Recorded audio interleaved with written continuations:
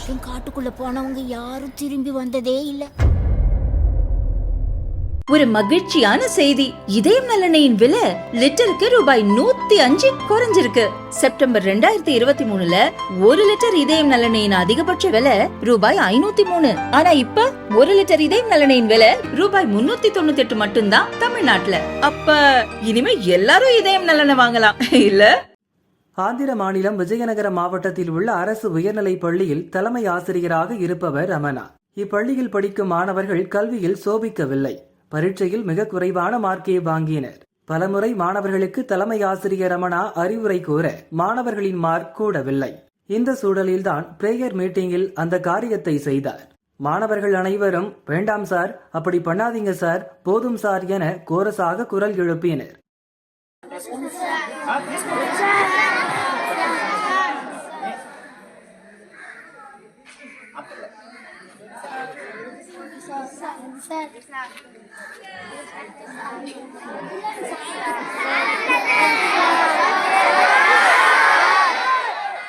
ஆனாலும் தலைமை ஆசிரியர் தன் நிலைப்பாட்டை மாற்றவில்லை.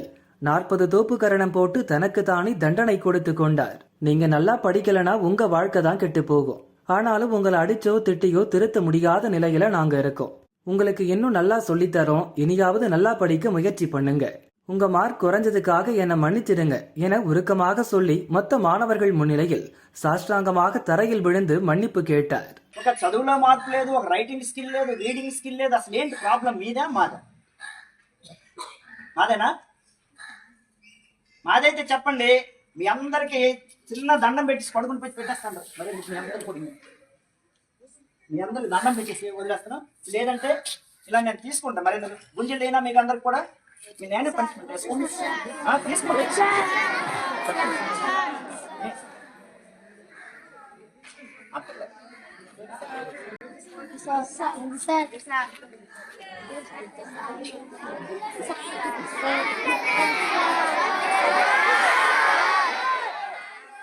வீடியோ சமூக வலைதளங்களில் வைரலானது. இதனை பார்த்த கல்வி அமைச்சர் நாரா லோகேஷ் நெகிழ்ந்து போனார். இப்படித்தான் ஆசிரியர்கள் இருக்கணும். பிள்ளைகள் படிக்காவிட்டால் தன்னையே தண்டித்துக் கொண்ட ரமணா போன்ற ஆசிரியர்களால் நமது மாநில அரசு பள்ளிகள் எதிர்காலத்தில் சாதிக்கும். ரமணாவை போல மற்ற ஆசிரியர்களும் குழந்தைகளை ஊக்குவித்து அரசு பள்ளிகளின் தரத்தை உயர்த்த வேண்டும் என நாரா லோகேஷ் வேண்டுகோள் விடுத்தார்.